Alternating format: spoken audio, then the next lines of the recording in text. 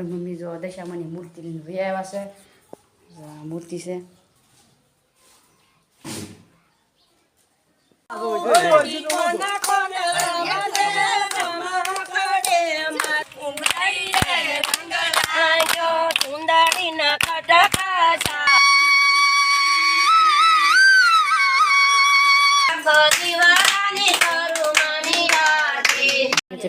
વાર્તા શરૂ છે. બધા બેઠા છે.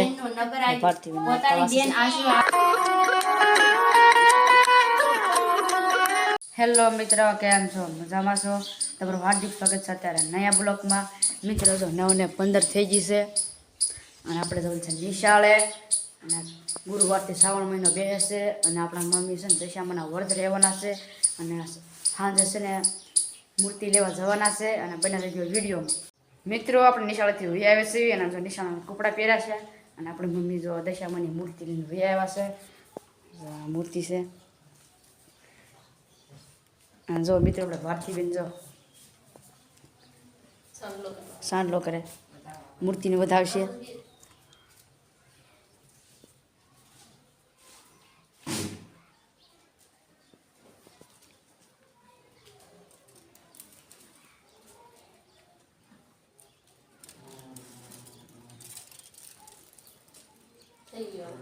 મિત્રો તો થઈ ગયું છે અને આપણે દશામાં જો અહીંયા મૂકવાના છે. અહીંયા જો મિત્રો દશામાની જો મિત્રો દશામાની જો બધી વસ્તુ પડી છે. અહીંયા ટીંગાડ્યું છે. આ બધું મૂર્તિ હરખી દેખાડ. મિત્રો કેવી મૂર્તિ છે કોમેન્ટ કરો. હાલો મૂકી દો. મિત્રો હવે આપણે મળીશું કાલે. મિત્રો ફાઇનલી બીજો દિવસ થઈ ગયો છે અને આપણા દાદાને ઘરે વ્યાવા છે અને આના થાપણા કરવાની છે. પછી આપણે નાપડા કરવાની છે થાપણા, એટલે આપણે અહીં જવાનું છે પહેલાં. તો હાલો તમને બતાડું.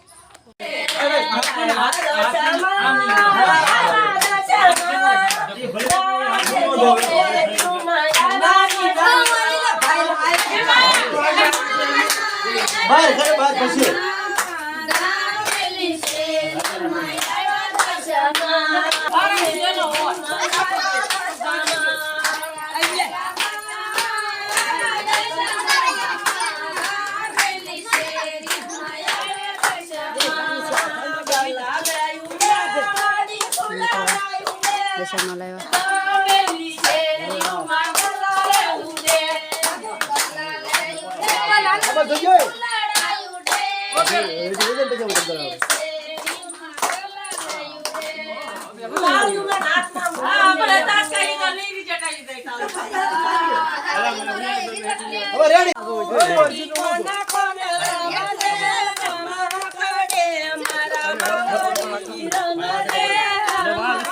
આવવાનો છે.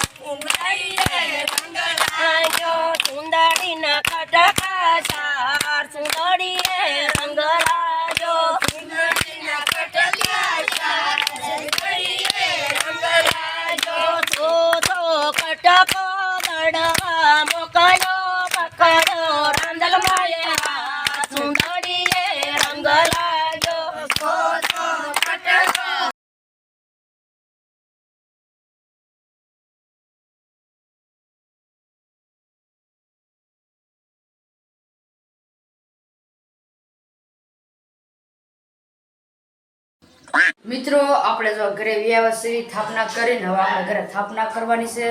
હું તમને બતાડીશ અને વિડીયો બનાવીશ.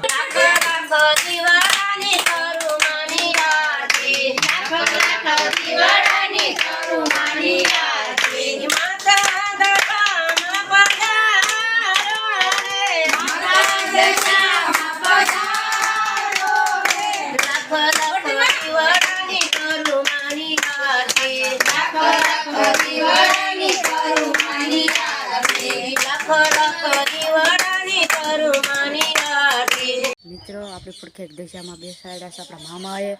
હું તમને દશામાં દેખાડું છું. હાલો કરશે મિત્રો જાય દશામાં બેસાડ્યા છે.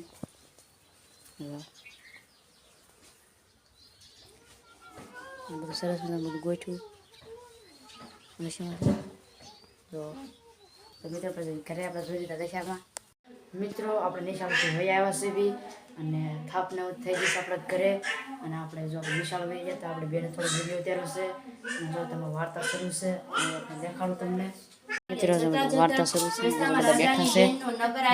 પોતાની બેન આશરો આપશે ને કઈક મદદ કરશે એવી આશાથી રાજા રાણી નગરના પાદરેથી બંને કહેવાડી કે અમે મળવા આવ્યા છીએ, પણ બહેને માન્યું કે ખોટી વાત, મારો ભાઈ તો રાજા છે. હવે મિત્રો વાર્તા વાત પૂરી થઈ ગઈ અને આરતી આપણી પૂરી થઈ ગઈ.